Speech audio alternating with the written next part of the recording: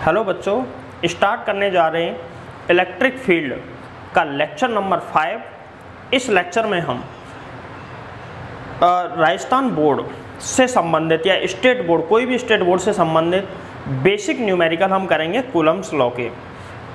और इससे अगली वाली वीडियो में हम कुछ एडवांस न्यूमेरिकल लेके आएंगे कूलम्स लॉ से रिलेटेड, लेकिन इस वीडियो में एकदम बेसिक्स क्वेश्चन हम करवाएंगे आपको।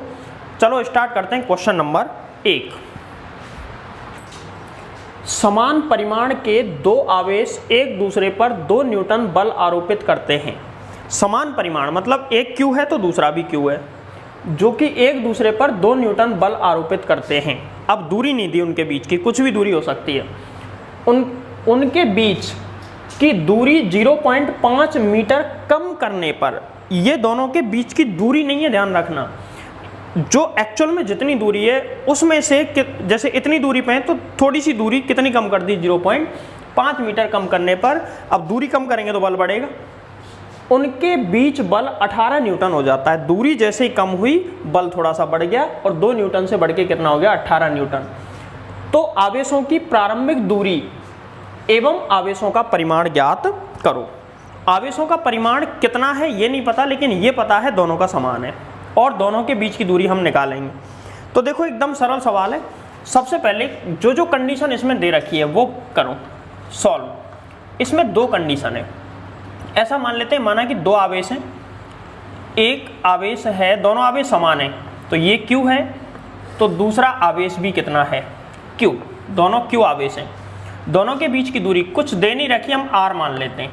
ये पहली कंडीशन है सवाल की, R मान लिया। अब हम क्या करेंगे, और इनके बीच में जो बल लग रहा है वो कितना लग रहा है, F बराबर 2 न्यूटन। तो कूलम्स लॉ से फॉर्मूला क्या है बल का, F बराबर K Q1 Q2, Q1 का मान Q, Q2 का मान भी कितना Q, अपॉन में R स्क्वायर, और बराबर कितना है 2 न्यूटन। तो यहाँ से हम लिख देते हैं K Q स्क्वायर अपॉन में R स्क्वायर बराबर 2। इसको हम लिख देते हैं इक्वेशन नंबर 1। अब हमने ये सवाल यहाँ तक पढ़ा, केवल आरोपित करते हैं। अब आगे सवाल में जो कंडीशन दी है उस हिसाब से देखो। अब यहाँ पर लिख देना दूरी कम करने पर, दूरी कम करने पर जब दोनों के बीच की डिस्टेंस कम करेंगे तो देखो एक तो आवेश है Q और दूसरा भी आवेश Q, दोनों समान है। बीच की दूरी अभी पहले R थी, इसमें से कितना कम कर दो, 0.5 मीटर। तो ये वाली डिस्टेंस बचेगी R माइनस 0.5 मीटर। ठीक है, ये वाली डिस्टेंस बची। अब इनके बीच में जो फोर्स है ना, F बराबर कितना है, 18 न्यूटन, 18 न्यूटन अब फोर्स लग रहा है। तो फॉर्मूला लगाओ कूलम्स लॉ से, F बराबर कितना, K Q स्क्वायर अपॉन में R स्क्वायर, R की जगह पर R माइनस 0.5 का होल स्क्वायर बराबर कितना, 18। ठीक है, इसको हम इक्वेशन नंबर डाल दो 2। ये इक्वेशन नंबर 2 है। देखो हमको चाहिए क्या, एक तो Q का मान और एक R का मान। 2 अचर ऐसे हैं जिनका मान हमको, 2 चर ऐसे हैं जिनका मान हमको निकालना है। 2 चर का मान निकालना है तो कम से कम 2 समीकरण चाहिए। तो समीकरण 1 और 2 हमारे पास हैं। एक काम करो, समीकरण 1 में 2 का या 2 में 1 का, जैसे भी तुम्हारी सुविधा हो उस हिसाब से भाग लगा लें। तो मैं लगा रहा हूं समीकरण 2 में भाग समीकरण 1 का, कैसे भी लगा सकते हो जैसे तुम चाहो। समीकरण 2 में 1 का भाग लगा रहा हूं। तो समीकरण 2 क्या है, 18 बटे इसमें कितना है 2 बराबर, इसमें ऊपर की ओर क्या आएगा, K Q स्क्वायर अपॉन में R माइनस 0.5 का होल स्क्वायर, और इसके पूरे के बटे में यह आ जाएगा K Q upon R square, K Q square upon में R square. K Q square से K Q स्क्वायर कट जाएगा और ये क्या आएगा, 9 बराबर। देखो ये नीचे और ये आ जाएगा ऊपर, क्या आया, R स्क्वायर अपॉन में R माइनस 0.5 का होल स्क्वायर बराबर क्या मैं इसको ऐसे लिख सकता हूँ? अगले स्टेप में लिख देता हूँ। देखो इधर लिख देता हूँ मैं 3 का स्क्वायर बराबर r बटे r माइनस 0.5 का होल स्क्वायर, क्योंकि दोनों पे स्क्वायर आ रहा है तो हम लिख सकते हैं। अब वर्गमूल लेने पर, रूट ले रहा हूँ मैं इसका,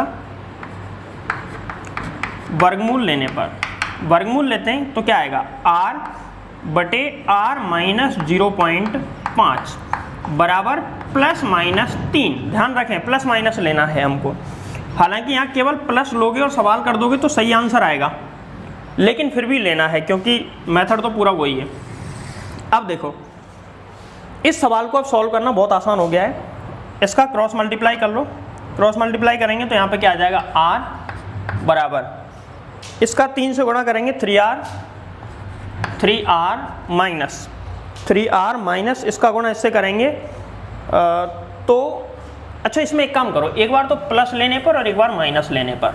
तो पहले मैं कर रहा हूँ प्लस लेने पर, प्लस लेने पर क्या आंसर आएगा? प्लस लेंगे तो r बराबर प्लस, यहाँ पे प्लस लिया है मैंने, तो ये जा इधर गुणा होगा तो क्या आ जाएगा? 3r minus 1.5। देखो 1.5 कैसे आया? 0.5 का इंटू करेंगे 3 से तो 1.5 आ जाएगा। अब ये मत सोचना कि भाई ये माइनस आ गया तो माइनस कैसे आ गया, हमने प्लस लिया था। प्लस यहाँ पे लेना है, जब यहाँ पे प्लस लोगे तो तब भी तो यहाँ पे माइनस ही आएगा। ठीक है, अब देखो इसको सॉल्व करो, सॉल्व करने के बाद आ जाएगा माइनस 2r बराबर माइनस 1.5 और इसको सॉल्व किया r बराबर 0.75 मीटर। मतलब आवेशों के बीच में पहले कितनी दूरी थी? 0.5। अब थोड़ा सा दिमाग यहाँ पे लगा लेते हैं जिससे कि माइनस वाले में दिक्कत नहीं आए। पहले दूरी कितनी थी? 0.5 मतलब 0.25 मीटर। अब उसमें से आधा मीटर कम कर दी तो लास्ट में कितनी बची? 0.25 मीटर ही तो बची बाद में। अब माइनस लेने पे देखो क्या आता है, माइनस लेने पर जब हम माइनस लेंगे तो क्या आ जाएगा? r बराबर इसका मल्टीप्लाई से किया, अब r बराबर 3r minus 3r sorry minus 3r और प्लस देखो माइनस 3r और प्लस 1.5। यहाँ से देखो इसको इधर लेके आएंगे तो प्लस हो जाएगा 4r बराबर 1.5, r बराबर 1.5/4 और r बराबर 1.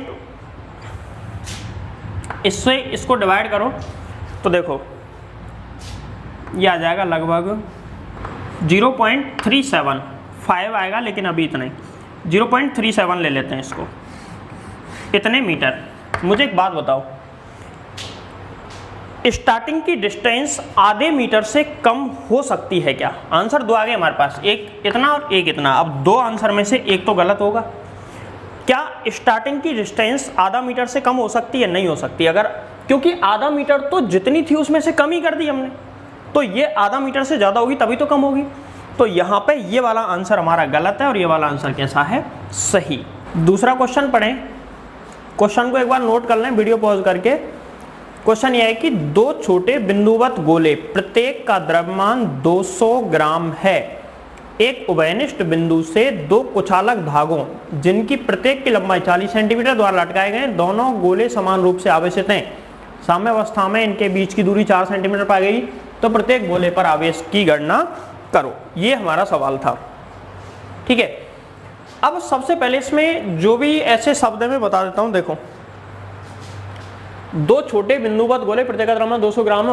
उभयनिष्ठ बिंदु का क्या मतलब है कि देखो दो गोले हैं, दोनों गोलों को दो धागों की सहायता से, एक धागे दोनों एक ही बिंदु पर टच हैं, उनसे ऐसे लटकाया गया है। अब लटकाया तो सीधा ही गया है, लेकिन उनके बीच में प्रतिकर्षण होगा, समान आवेश दोनों पे है। प्रतिकर्षण होगा तो वो एक दूसरे से दूर हटेंगे और ऐसे दूर हट के रुक जाएंगे। तो अब ये पूछ रहा है क्या पूछा है इसने कि दोनों गोलों पर आवेश कितना था। तो देखो सवाल को मैं मान लेता हूं ये कोई दृढ़ आधार है, कोई रिजिड बेस है, यहाँ पे उनको लटकाया गया है, तो हम जनरली क्या है सीधे ही लटकाएंगे दोनों को एक ही जगह पे सीधे ही, लेकिन दो गोले ऐसे लटकाए तो इन पे समान आवेश से प्रतिकर्षण होगा, दूर हट जाएंगे, और ये जैसे ही दूर हटेंगे तो कुछ ना कुछ कोण बना लेंगे। ये देखो यहाँ से प्रतिकर्षण द्वारा ऐसे इतनी दूरी पे ये आ जाते हैं, ये सेंटर वाली लाइन है जहाँ पे होने चाहिए थे लेकिन प्रतिकर्षण की वजह से नहीं है वहाँ पे। एक गोला ये रहा और दूसरा गोला ये रहा, ठीक है, ये दोनों गोले हैं। अब मैं ऐसा मान लेता हूं, देखो ये दोनों के बीच में जो कोण है ना वो बिल्कुल एग्जैक्ट सेम होगा, क्योंकि दोनों पे आवेश समान है, इसलिए आवेश अलग अलग होता तो अलग अलग कंडीशन है, वो एडवांस क्वेश्चनों में तुमको करवाऊंगा अगली वीडियो में। इस तरीके से दोनों समान कोण बनाते हुए दूसरा यहाँ पे आ जाएगा। अब देखो इन दोनों के सेंटर को मिला लेते हैं, ये इनको मिलाने वाली रेखा है, तो ये एक दूसरे प्रतिकर्षण लगाएंगे, इस पर प्रतिकर्षण इधर लगेगा और इस पर प्रतिकर्षण इधर लगेगा, ऐसे प्रतिकर्षण बल लगेंगे, दोनों पे समान आवेश है, तो इस पे यदि आवेश Q है तो इस पे भी आवेश कितना होगा Q, दोनों पे या तो प्लस या दोनों पे माइनस, क्योंकि सवाल लिखा हुआ दो बिंदुबद्ध गोले प्रत्येक का द्रव्यमान 200 ग्राम है, उभयनिष्ठ बिंदु से कुचालक धागों से लटकाए गए हैं, लटकाए गए दोनों गोलों समान रूप से आवेशित हैं, साम्य अवस्था में इनके बीच की दूरी 4 सेंटीमीटर, प्रत्येक गोले का आवेश ज्ञात करो। देखो इसकी जो रस्सी की या धागे की लंबाई कितनी है, इनका द्रव्यमान 200 ग्राम है, तो इन दोनों पे जो भार होगा ना, चलो इधर वाले गोले का विश्लेषण कर देते हैं, इसका जो भार होगा ना वो कितना होगा, W बराबर mg, भार कितना होगा, W बराबर mg, द्रव्यमान है 200 ग्राम तो भार कितना आ जाएगा, W बराबर mg, m कितना है 200 ग्राम और इसमें g का गुणा करो, पहले इसको किलोग्राम में बदलो, किलोग्राम में बदलेंगे तो कितना आएगा 0.2 और इंटू 10 से करेंगे तो 2 न्यूटन, भार कितना आ गया 2 न्यूटन, इस पर भार आ गया। और इस रस्सी की लंबाई कितनी दे रखी है, रस्सी की लंबाई है 40 सेंटीमीटर, ये 40 सेंटीमीटर रस्सी की लंबाई, 40 सेंटीमीटर, इसकी 4 है, टोटल 4 है तो 2 और 2 आधी आधी हो जाएगी लंबाई, टोटल 4 है तो 2 और 2 ऐसे हो जाएगी। साम्य अवस्था में इनके बीच की दूरी 4 सेंटीमीटर, तो दोनों गोलों पर आवेश की गणना करो। देखो इस पर लगने वाला विद्युत बल माना कि F है, दोनों के बीच में लगने वाला विद्युत बल कितना है F, इधर भी F तो इधर भी F। अब केवल एक गोले का विश्लेषण कर लो, यहाँ पे देखो इस पे बल F, इस पे 2 न्यूटन, अब इस पे ऊपर की ओर जो तनाव होगा ना वो T होगा, इस पर टेंशन T होगी, टेंशन फोर्स या तनाव बल T होगा, माना कि इस पर टेंशन कितनी है T, और ये दोनों के दोनों समान कोण पर होंगे, दोनों कोण थीटा मान लिया। अब मैं इसको ऊपर बढ़ा लेता हूँ, तो देखो यहाँ पे जेड शेप बन रहा है, जेड शेप बन रहा है, तो ये एंगल अगर थीटा है तो ये एंगल भी कितना होगा थीटा, और ये थीटा है तो इधर वाला कितना 90 माइनस थीटा, इधर वाला 90, ये 90 और ये भी 90। चलो यहाँ पे इसका विश्लेषण शुरू करते हैं। इस वाले गोले के लिए मैं लगा रहा हूँ, इनके नाम चाहो तो ए और बी दे देना, ए और बी 2 गोले हैं, ठीक है। बी गोले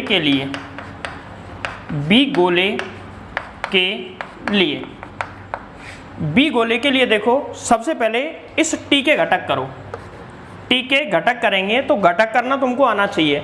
अगर मान के चलो इस तरीके से कोई फोर्स है एफ या टी मान लो, और ये वाला एंगल है थीटा, तो ध्यान रखें इधर भी घटक में टी आएगा, इधर भी टी, जिधर थीटा है उधर तो लिख दो कॉस थीटा, और जिधर थीटा नहीं है उधर लिख दो साइन थीटा। तो इस हिसाब से यहाँ पे घटक करो, टी का घटक इधर कितना आएगा टी कॉस थीटा, और टी का घटक पीछे की ओर, भाई 90 डिग्री पे घटक कर रहे हैं ना, तो ये हमेशा दोनों घटकों के बीच में होता है। तो एक घटक ये हो गया, दूसरा घटक कितना आ जाएगा टी साइन थीटा, ठीक है।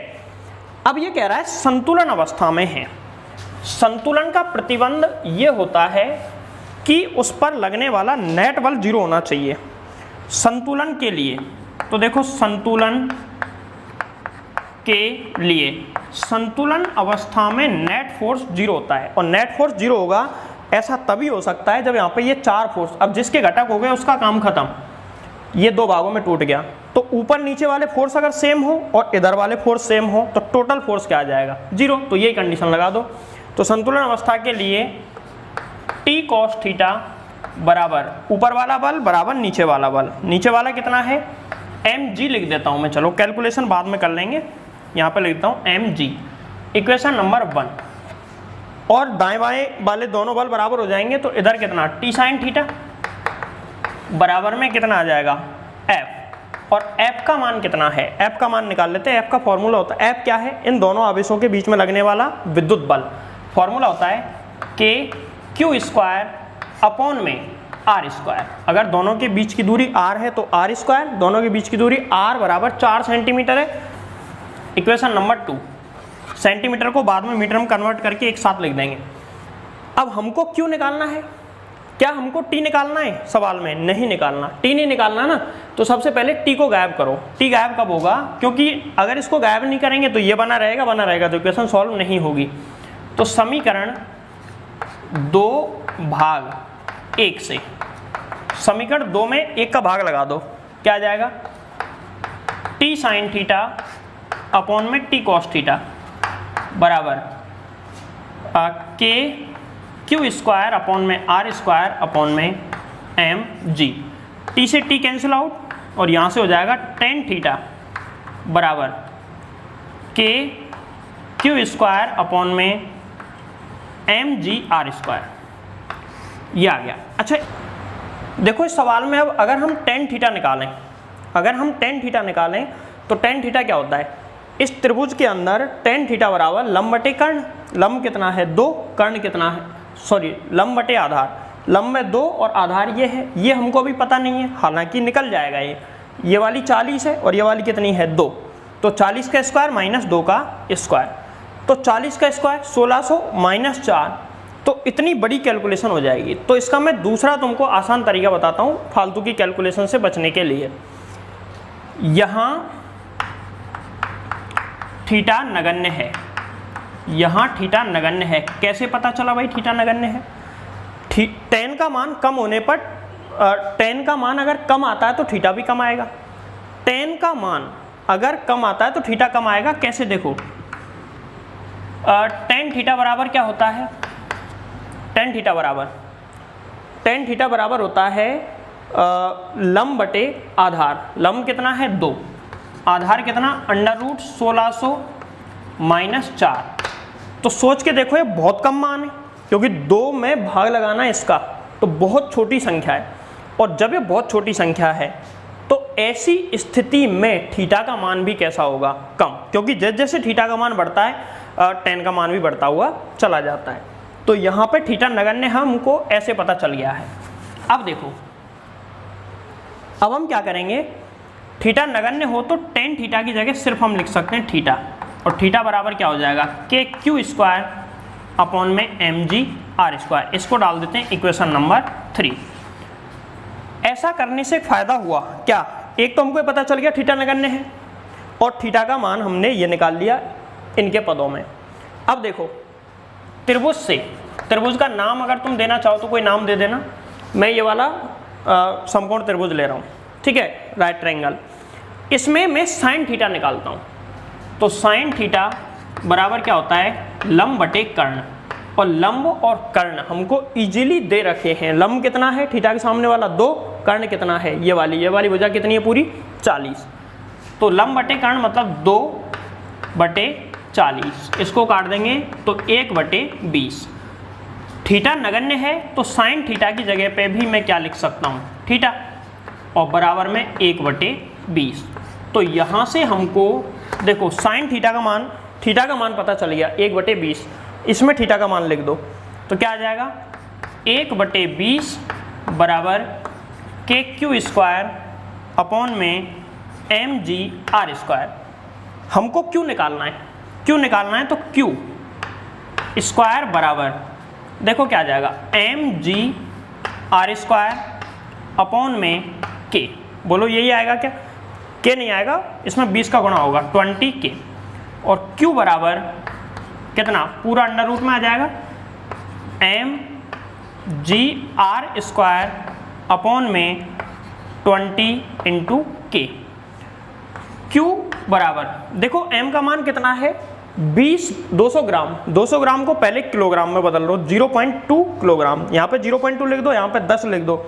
R², R कितना है पूरा 4, ये वाली डिस्टेंस पूरी कितनी थी R का मान है 4, तो यहाँ पे 4 का स्क्वायर लिख देना 16। 20 9 इंटू 10 की पावर 9। ये सभी की सभी हम वैल्यू लिखेंगे और इनको लिखने के बाद सॉल्व करेंगे। सॉल्व करने के बाद हमारा आंसर आएगा, और इसका आंसर आया है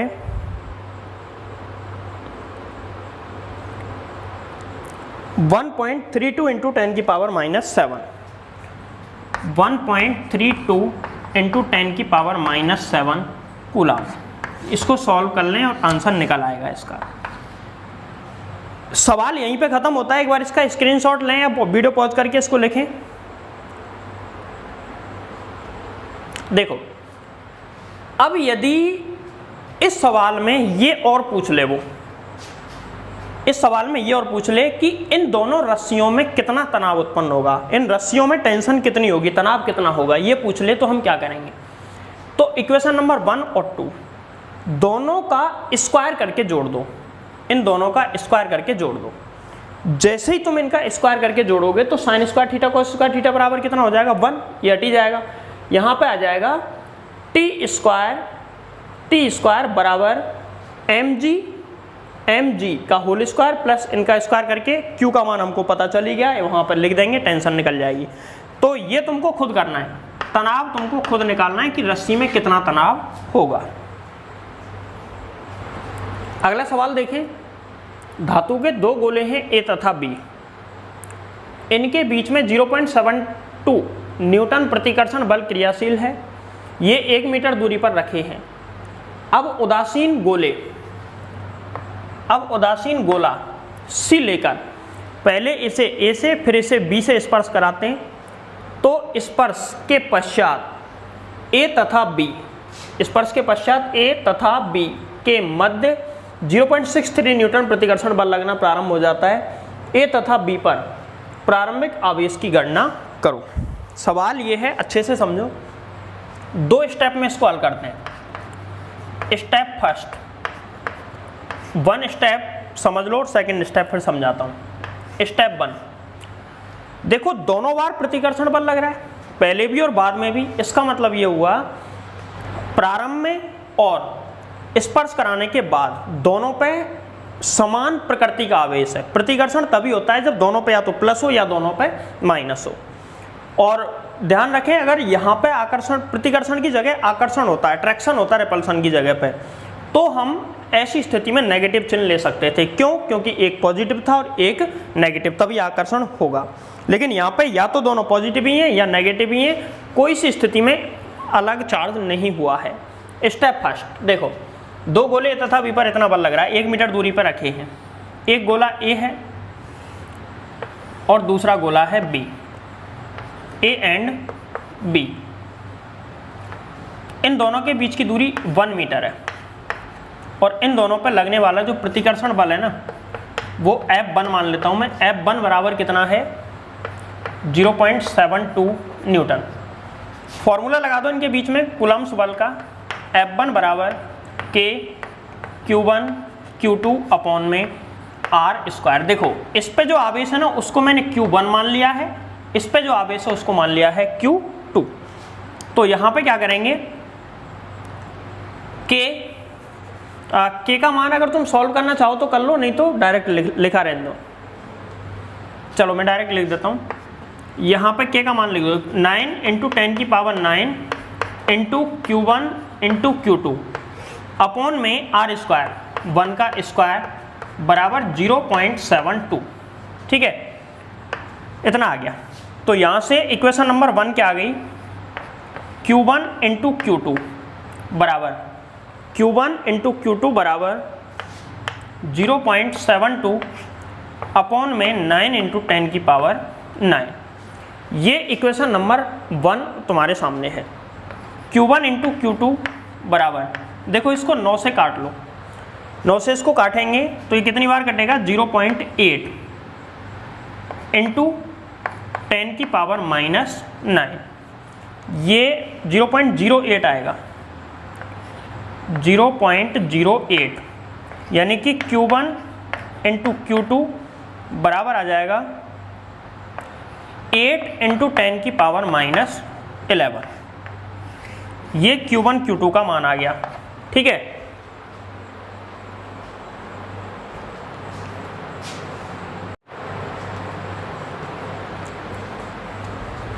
अब देखो स्टेप सेकंड पे आते हैं। स्टेप सेकंड को अच्छे से समझना। पहले तो क्या है, जो ए गोला है ना जिस पे Q1 आवेश है, उसके पास उससे लाके उदासीन गोला मतलब है जिस पे चार्ज क्या हो, नेट चार्ज 0, उसको लाके टच कराया ए से। तो ए पे और सी पे जो चार्ज है वो आधा आधा डिस्ट्रीब्यूट हो जाएगा, आधा आधा बढ़ जाएगा। तो ए के पास जब हम सी को लाए, ये तो ए है, इसके पास में सी को लाए पहले। स्टेप सेकंड में पहली चीज़ ये है कि ए के पास हम सी को लाते हैं, सी पे नेट चार्ज 0, इस पे Q1, तो दोनों पे आधा आधा हो जाएगा। तो इस पे तो है Q1, इस पे 0। जब इस पे बाद में नेट चार्ज निकालेंगे अलग अलग करने के बाद, तो जैसे ही अलग अलग होंगे तो ए पे और सी पे वापस कितना कितना आ जाएगा, ए और सी, Q1/2, Q1/2। कैसे निकाला भाई, नेट चार्ज टोटल कितना है, Q1 + 0/2, आधा आधा हो जाएगा। तो Q1/2, Q1/2। अब क्या कह रहा है वो सवाल कि पहले ए से टच करा लिया, अब इसको बी से टच कराओ। बी से स्पर्श कराएंगे तो बी के पास ऑलरेडी कितना चार्ज है, Q2। बी के पास ऑलरेडी कितना चार्ज है, Q2। और सी के पास अब 0 नहीं है चार्ज, क्योंकि अब इससे टच हो गया तो इस पर कुछ आवेश आ गया है। तो इसके पास कितना आवेश है, ये सी है, इसके पास है Q1/2। जैसे इनको अलग अलग करेंगे तो इनके पास कितना कितना आवेश आ जाएगा, ये ए है और ये सी है, सॉरी बी और सी हैं। तो देखो कितना आवेश आएगा, Q2 + Q1/2, और इसका आधा आधा हो जाएगा, मतलब हाफ, इतना हो जाएगा। अगर हम ऐसे भी लिख सकते हैं, इसका एलसीएम ले लेना, तो ये हो जाएगा 2Q2 + Q1/4, इतना आ जाएगा ये। तो अब जो B और C हैं, इन दोनों पे कितना कितना आवेश आ चुका है, दोनों पे आवेश आ चुका है 2Q2 + Q1/4, ठीक है। तो हम क्या करेंगे, इन दोनों पे जो आवेश आया ना, इससे मतलब है हमको, तो 2Q2 + Q1/4, इतना आवेश इस पे आ गया और सेम आवेश ही इस पे आएगा। अब वो कह रहा है कि अब यदि ए और बी को वापस 1 मीटर दूरी पर रखें, ए को और बी को, ये ए है ये बी है, इनके बीच की दूरी फिर से 1 मीटर हो, तो इस पे आवेश कितना फाइनली, Q1/2। इस पे आवेश कितना, 2Q2 + Q1/4। अब इनके बीच में जो फोर्स लगेगा ना, वो लगेगा 0.63 न्यूटन। इतना फोर्स इनके बीच में लगेगा, और ये हमको कैलकुलेशन करनी है। करो इसको इक्वेशन नंबर 1 डाल देना यहीं पे। तो फोर्स का फॉर्मूला होता है, फोर्स F2 बराबर 0.63 बराबर K, Q1 की जगह पे तो कितना आएगा, QA इंटू QB अपॉन में 1 का स्क्वायर, R²। QA की जगह पे तो क्या लिखेंगे, K Q1/2, और QB की जगह कितना लिखेंगे, ये वाला 2Q2 + Q1/4। अब देखो इसको सॉल्व करना है, तो सॉल्व करो। सबसे पहले तो इधर कर देता हूँ 0.63, देखो 0.63 बराबर, इनका आपस में गुणा कर लो, तो यहाँ पे कितना आ जाएगा, इसका अंदर गुणा होगा, ये 4 दूनी 8 हो गया, K/8 इंटू Q1 का अंदर गुणा कर दो, 4 दूनी 8, K ये तो बाहर आ गया, तो ये कितना 2Q1Q2 और प्लस 2Q1Q2 + Q², Q1 का स्क्वायर, ये आ जाएगा, ठीक है। यहाँ देखो इक्वेशन नंबर 1 के अंदर Q1 इंटू Q2 का मान हमारे पास ऑलरेडी है, ये मान उठा के वहाँ पे लिख दो।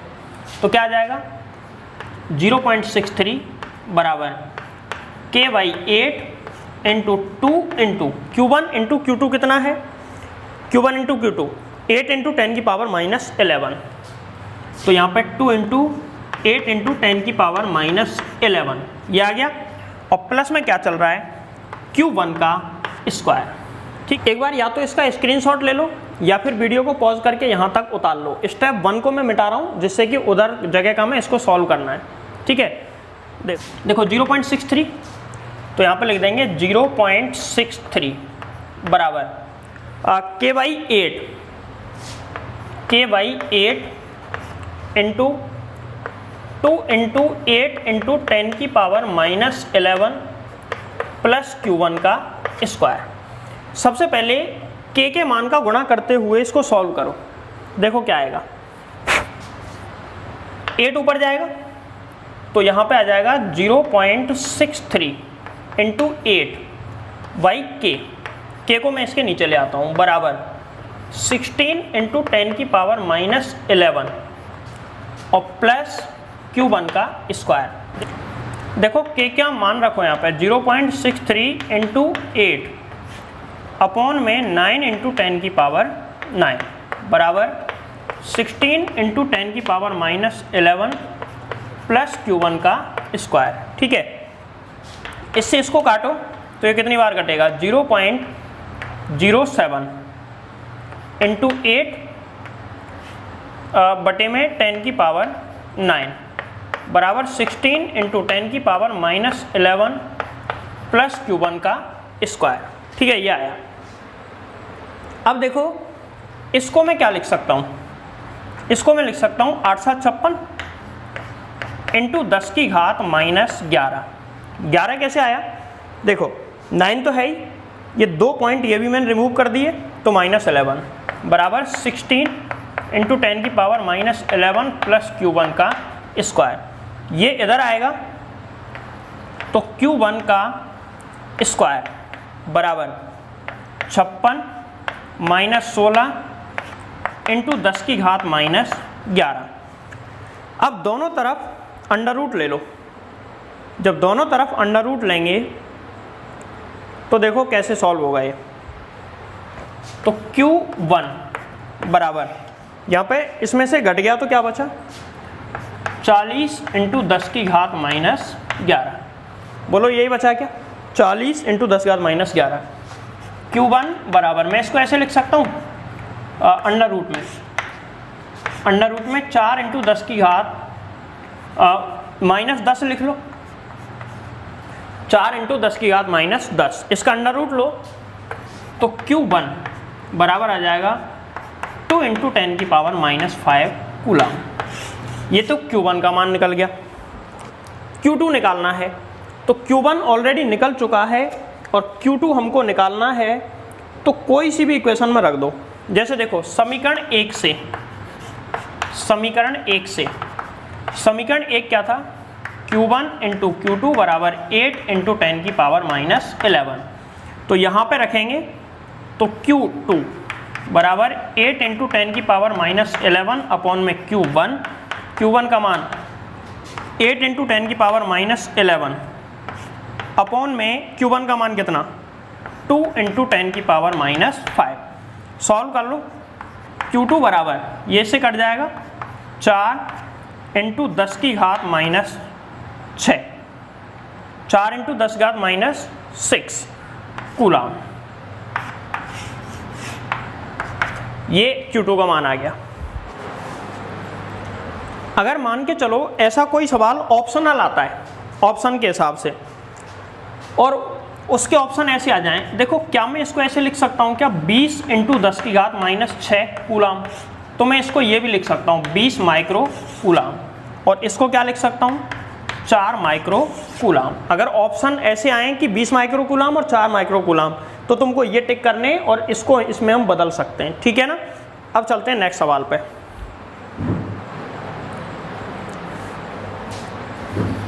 अगला सवाल पढ़ें। अब की बार देखो ये पिछले जैसा ही सवाल है और जिसको कि मैं पूरा सॉल्व नहीं करवाऊंगा, इक्वेशन निकलवा के छोड़ दूंगा, आंसर निकालना तुम्हारा काम है, आंसर बता दूंगा। पहले भी 2 गोले थे, अब की बार भी 2 गोले, पहले भी तीसरे गोले को पहले ए से फिर बी से टच किया, लेकिन पहले और अब में अंतर यह है, पहले दोनों बार पहले भी प्रतिकर्षण होता है और दोबारा में भी प्रतिकर्षण होता है, लेकिन इसमें पहली स्थिति में तो हो रहा है आकर्षण और दूसरी स्थिति में हो रहा है प्रतिकर्षण। अच्छा मुझे एक बात बताओ, पहले आकर्षण हो रहा है, सवाल पढ़ो, ए तथा बी दो धातु के गोलों को 1 मीटर दूरी पर रखने पर इनके मध्य इतने न्यूटन आकर्षण बल लगता है। आकर्षण बल लगता है, कितना लगता है वो तो कैलकुलेशन के मतलब की चीज़ है, छोड़ो, बस तुम तो ये बताओ क्या लगता है आकर्षण। और आकर्षण का मतलब है कि भाई एक पे अगर पॉजिटिव चार्ज होगा तो दूसरे पे कंफर्म नेगेटिव चार्ज होगा, एक पे पॉजिटिव होगा तो दूसरे पे क्या होगा, नेगेटिव, तभी आकर्षण हो सकता है। तो ध्यान रखें, स्टार्टिंग के जो आवेश है ना, एक पॉजिटिव है और दूसरा कैसा है, नेगेटिव। आगे की बात तो हम कर लेंगे। देखो इसको सॉल्व करते हैं। माना कि ए पर आवेश है प्लस Q1 और बी पर आवेश है माइनस Q2, ऐसा मान लिया। माना कि ए पर आवेश है प्लस Q1 और बी पर आवेश है माइनस Q2 और इनके बीच में प्रतिकर्षण बल लग रहा है 1 मीटर दूरी पर रखे हुए हैं, ठीक है। ये ए गोला है, ये बी गोला है, दोनों 1 मीटर दूरी पर रखे हैं और इनके बीच में बल लग रहा है, माना कि F1 बराबर कितना, 1.152 न्यूटन।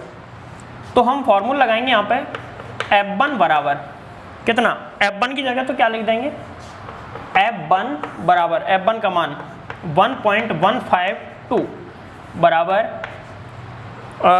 के Q1 into minus Q2 upon में 1 का स्क्वायर बराबर कितना आ जाएगा, माइनस के Q1 Q2 अपॉन में 1।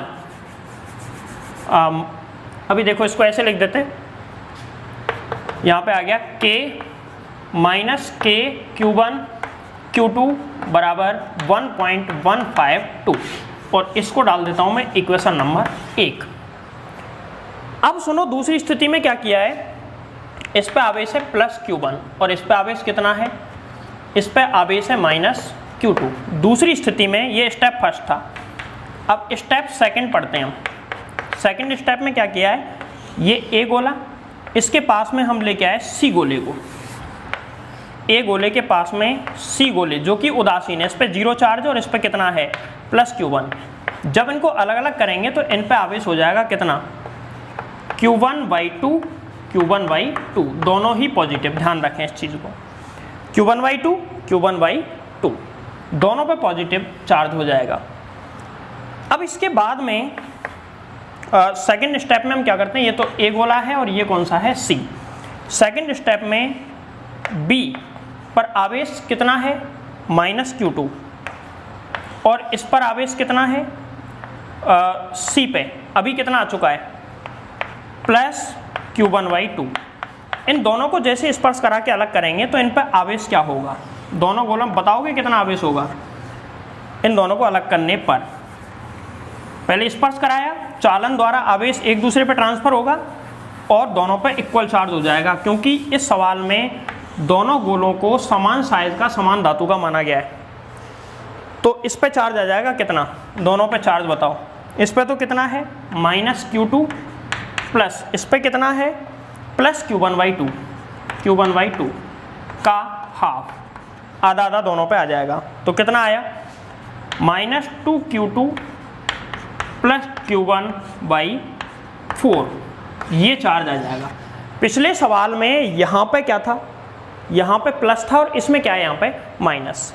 अब बाकी कैलकुलेशन, अब देखो दोनों को वापस रखते हैं।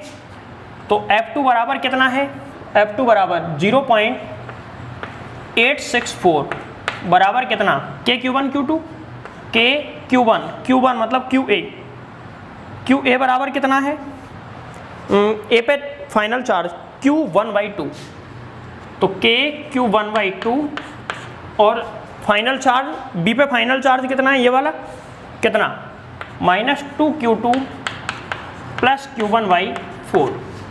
इन दोनों का गुणा करके आ जाएगी इक्वेशन नंबर सेकंड। अब क्या करना, इक्वेशन फर्स्ट में से Q1 Q2 का मान निकाल लेना और इक्वेशन सेकंड को हल करेंगे तो वो पहले जैसी स्थिति आएगी, बस प्लस की जगह माइनस है, उसमें रख देना और इनके दोनों के आंसर बताना। निकालना पहले तो दोनों के आंसर मैं बता देता हूँ, फिर निकाल के मुझे बताना कमेंट करके कि तुम्हारा आंसर आया या नहीं।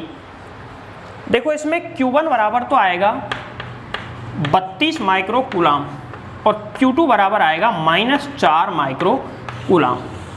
ये इसके जवाब हैं, सॉल्व तुमको करना है और सॉल्व करके मुझे बताना कि तुम्हारे ये आंसर आ रहे हैं या नहीं आ रहे हैं। अगर नहीं आए तो अगली किसी वीडियो में मैं इसका सॉल्यूशन बता दूंगा। देखो सबसे पहले तो इस सवाल में हमको किसी आवेश कैपिटल Q को माना Q1 व Q2 दो हिस्सों में हमने इसको डिवाइड कर दिया। मतलब एक चार्ज है कोई कैपिटल Q, इसको हमने दो हिस्सों में डिवाइड कर दिया है। एक तो है Q1 और दूसरा है Q2। तो देखो एक Q1 है और दूसरा है Q2। अब इस सवाल को समझना कि यहाँ अगर ऐसा है तो कैपिटल Q बराबर होगा Q1 प्लस Q2, क्योंकि कैपिटल Q को ही तो हमने इन दोनों में डिवाइड किया है। तो अब मैं ऐसा करता हूँ, माना कि Q1 को तो Q मान लेता हूँ, तो Q2 यहाँ Q1 बराबर है स्मॉल q, देन Q2 बराबर कितना आ जाएगा capital Q minus small q। कैसे आया ये?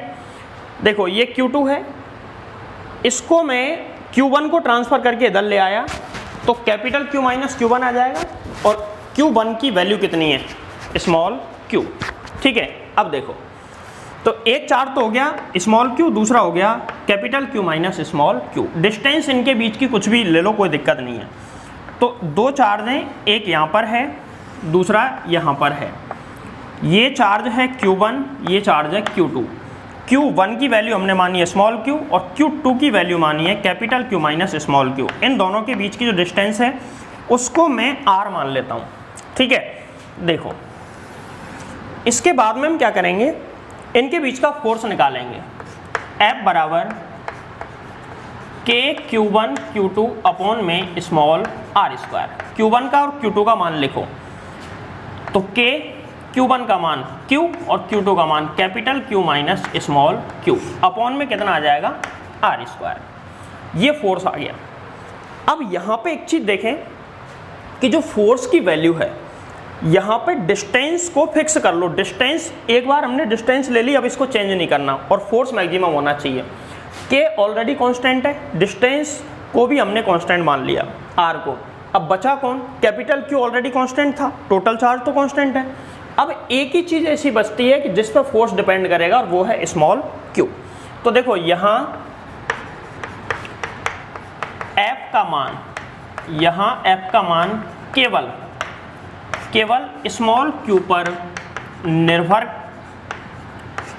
करेगा, स्मॉल q पे ही डिपेंड्स है ये। ठीक है, अब मान के चलो जैसे कि देखो 12th क्लास में एक मैक्सिमम मिनिमा उच्चिष्ट निम्निष्ट के नाम से एक चैप्टर आएगा मैथ्स के अंदर, उसमें यह पढ़ाया जाएगा कि अगर कोई फंक्शन ऐसा है y बराबर fx, ऐसा कोई फंक्शन है जिसमें y की वैल्यू x पर डिपेंड कर रही है। ठीक है, अगर मुझे y बराबर y मैक्सिमम लाना है, अगर y बराबर क्या लाना है y मैक्सिमम, तो ऐसी स्थिति में dy अपॉन dx बराबर 0 कर देंगे। तो y की वैल्यू जो निकल के आएगी ना, वो y बराबर मैक्सिमम निकल के आ जाएगा। ऐसे करके उसको सॉल्व करके y की वैल्यू निकालेंगे तो वो कैसा आएगा मैक्सिमम। यहाँ पे देखो, यहाँ पे y का काम तो कौन कर रहा है f, जिसको हमको मैक्सिमम लाना है, और x का काम कौन कर रहा है यहाँ पे स्मॉल q। तो इसको हम डाल देते हैं इक्वेशन नंबर फर्स्ट, समीकरण 1 का। जैसे y अधिकतम निकालना है तो किस पे डिपेंड कर रहा है y, x पे, तो x के सापेक्ष अवकलन किया है, और यहाँ पे f का डिफरेंशिएशन करेंगे with respect to small q। तो देखो समीकरण 1 में, समीकरण 1 का स्मॉल q के सापेक्ष, स्मॉल q के सापेक्ष अवकलन करने पर डिफरेंशिएट कर देंगे इसको with respect to small q। तो इसका अवकलन करेंगे, डिफरेंशिएशन करेंगे, तो df मैक्सिमम अपॉन में dq बराबर इधर वाले का डिफरेंशिएशन करो d अपॉन में dq, और यहाँ पे क्या आ जाएगा k q capital Q minus small q upon में स्मॉल r स्क्वायर बराबर 0। क्योंकि देखो वापस एक बार मैं बता देता हूँ कि अगर कोई y की वैल्यू x पर डिपेंड कर रही है, y की वैल्यू x पर डिपेंड कर रही है, मतलब f की वैल्यू डिपेंड कर रही है स्मॉल q पर, तो अगर मैं y का x के सापेक्ष डिफरेंशिएशन कर दूं विद रेस्पेक्ट टू x, तो y तो यहाँ पे हो जाएगा मैक्सिमम। अगर मैक्सिमम कंडीशन है, अगर y की वैल्यू मैक्सिमम है तो y का x के सापेक्ष अवकलन 0 आएगा उस स्थिति में। तो यहाँ पे f मैक्सिमम बराबर 0 आ गया। अब सुनो, यहाँ से कांस्टेंट पद को अलग कर लो, तो d अपॉन में dq, और यहाँ पे जो कांस्टेंट बाहर ले रहा हूँ पहले तो मैं, इसमें से कांस्टेंट बाहर लो k अपॉन में small r square. Capital Q constant है क्या? है तो सही, लेकिन इसमें स्मॉल q का इंटू हो जाएगा तो कांस्टेंट नहीं रहेगा। d अपॉन में dq, और ब्रैकेट में क्या बचा? देखो ब्रैकेट में small q into capital Q minus q square, और बराबर में क्या चल रही है? 0। ये कांस्टेंट है, 0 में चला जाएगा। देखो k यहाँ पे जाएगा नीचे तो 0 हो जाएगा, और r स्क्वायर ऊपर गुणा होकर पूरा 0 हो जाएगा। फाइनली क्या आया? d अपॉन में dq और small q into capital Q minus q square small बराबर 0। देखो डिफरेंशिएशन कर दो, इसका डिफरेंशिएट करेंगे तो यहाँ पे आएगा कैपिटल Q कांस्टेंट है और Q का डिफरेंशिएशन 1 होता है with respect to Q minus. अब इसका डिफरेंशिएशन करो तो 2 स्मॉल q बराबर में क्या आ जाएगी? 0। यहाँ से इसका ट्रांसफ़र करके उधर लेके जाओ तो क्या आ जाएगा? स्मॉल q बराबर कैपिटल Q बाई 2। मतलब कुछ समझे? चलो मैं बताता हूँ इसका मतलब क्या है। इसका मतलब अभी निकालते हैं। देखो सबसे पहले तो Q हमने किसको माना था? Q1 को, और Q2 कितना हो गया था? Capital Q minus small q। ठीक है, अब देखो यहाँ से सबसे पहले हम लिख देते हैं Q1 बराबर कितना आ गया? आंसर हमारा यहीं पे निकल गया। अभी मैं बता रहा हूँ कि इसका मतलब क्या है, क्यों कैसे उसको आधा करने से क्या होगा। सुनो, स्मॉल Q1 बराबर आ जाएगा कैपिटल Q बाई 2। तो स्मॉल Q2 बराबर कितना आएगा भाई? एक Q बाई 2 है तो दूसरा भी Q बाई 2 होगा, क्योंकि Q1 प्लस Q2 बराबर कैपिटल Q। ये Q बाई 2 है तो इसको इधर ला के माइनस करोगे तो कैपिटल Q में से Q बाई 2 जाएगा तो Q बाई 2। यहाँ पे ये भी कितना आ जाएगा? Capital Q by 2। ठीक है, दोनों सेम आ रहे हैं। तो अगर हम किसी बड़े कैपिटल Q चार्ज को सेम 2 पार्ट्स में डिवाइड कर दें तो फोर्स मैक्सिमम होगा। अगर सेम में ना करें, मतलब उसके आधे आधे में ना करें, तो मैक्सिमम नहीं होगा। देखो अगर इनके बीच में r डिस्टेंस पे कितना फोर्स लगेगा, जिसको मैं F1 मान लेता हूँ। F1 बराबर कितना? K Q by 2 into Q by 2 upon में r स्क्वायर। कितना आ गया है? गुणा करो इसका, K Q स्क्वायर अपॉन में 4r स्क्वायर। अभी इस कंडीशन में इतना फोर्स लग रहा है। अब मैं और कोई कंडीशन ले लेता हूँ, जैसे कि देखो अगर हमने इनको सेम डिस्ट्रीब्यूट ना करके ऐसे किया होता कि Q1 बराबर था Q बाई 4 और Q2 बराबर हम लेते 3Q बाई 4, ऐसा हम ले लेते तो कितना फोर्स लगता? देखते हैं अभी। F2 बराबर K Q1 की वैल्यू Q बाई 4, Q2 की value 3Q by 4 by r square. तो देखो F2 बराबर कितना आया? K Q square 3K Q square upon 16 r square. अब देखो खुद ही तुम पता लगाओ कि F1 और F2 में से कौन बड़ा है, कौन ज़्यादा है? F1 ज़्यादा है या F2? तो यहाँ पे F1 इज ग्रेटर देन है F2 से, मतलब ये वाला फोर्स ज़्यादा है और ये वाला फोर्स कैसा है? कम। तो कुल मिला के अगर मैक्सिमम फोर्स, अब तुम और कोई तरीके से डिस्ट्रीब्यूट करके देख लेना इनको, अगर और कोई तुम तरीका लगाना चाहो, हर कंडीशन में जो फोर्स आएगा ना इससे कम आएगा। हर कंडीशन में फोर्स इससे कैसा आएगा? कम। इसका मतलब ये हुआ कि मैक्सिमम फोर्स अगर दो चार्जेस के बीच लाना है जो चार्ज किसी बड़े चार्ज में से बनाए गए हैं तो सेम बनाने पड़ेंगे, मतलब बड़े चार्ज को आधा आधा करके दो चार्ज हमको बनाने पड़ेंगे, तभी फोर्स मैक्सिमम आएगा, अदरवाइज कभी भी फोर्स मैक्सिमम नहीं आएगा। आज के वीडियो लेक्चर में इतना ही, मिलते हैं कल कुछ एडवांस न्यूमेरिकल के साथ।